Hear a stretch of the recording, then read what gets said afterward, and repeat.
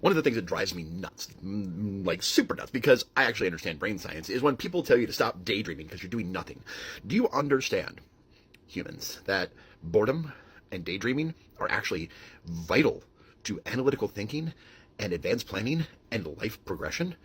No? Okay, here's why. Here's what happens when you're bored, when you're daydreaming, when you're in that state of boredom, which is really important, like idle time, doing nothing. And that doesn't mean like watching TV and scrolling on your phone and playing a game. That's actually distraction. That's not good for you.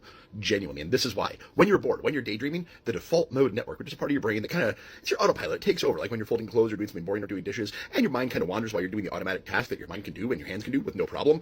The default mode network is kicking in. And the default mode network is so cool and it's so important because it's not just autopilot.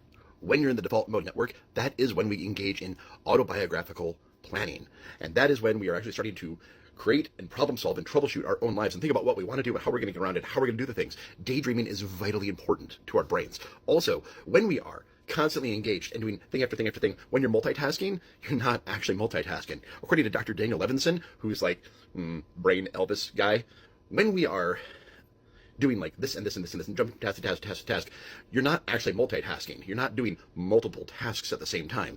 You're doing this task and then you're switching gears and you're doing this task and then you're switching gears and you're doing this task and then this task and then this task and then no good for the brain.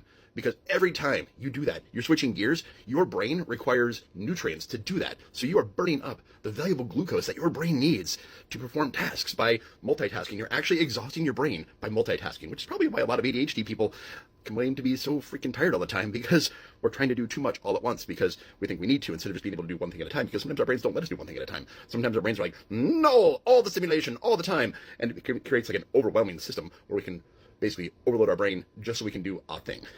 So what I'm really getting at here is it's important to be bored.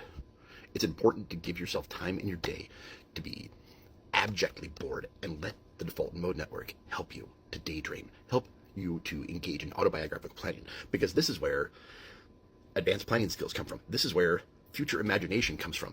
This is where your ability to engage in analytical thinking comes from.